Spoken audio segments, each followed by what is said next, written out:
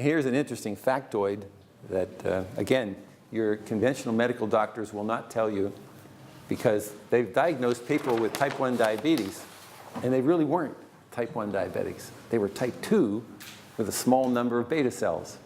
Did you know that the number of cells in your pancreas that make insulin can vary from 200,000 to 2.5 million? If you only have 200,000 beta cells, are you more likely to get diabetes than somebody who has 2.5 million? Absolutely, does, right. But they won't tell you that. But that's the range. This was a book written in 1950 by Roger Williams.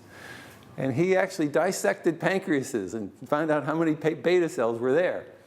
Once you know that, if you have a family history, you probably have a family that has less beta cells. That means you better pay attention now to what you're doing, because you're going to get diabetes a lot sooner than somebody that doesn't have a family history. You can actually get tested now to find out. You can do the 23andMe and find out whether you have a genetic predisposition. But at that time, we didn't know for the last 70 years that you could do that, so we just used family history as the example. But you can have two people eating exactly the same diet. One has 200,000 beta cells, the other one has 2.5 million. This person will be diabetic by the time they're 25. This person won't be diabetic until they're like 50, 60, or 70. Same diet.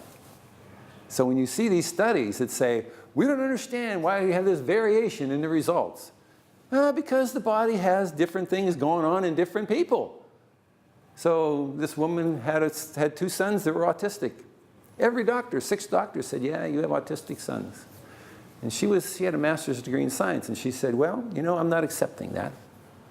And so she did some research, and she found out that there was elimination diets and there were supplements you could take, but she thought there must be more to it than that. So she saw an article on enzymes. So she said, you know what I'm going to do? I'm going to buy my kids some digestive enzymes. And then I'm going to give them both an ice cream sandwich with both wheat and dairy in it. This would usually put them in the hospital for 3 days. This was a very brave mother. Gave the kids the digestive enzymes. 5–10 minutes later, gave them both the ice cream sandwich, and guess what happened? Nothing. Nothing. They had an enzyme deficiency that was specifically related to wheat and dairy. Once she got them off that, in 3 months they were back in school. They had no autistic symptoms.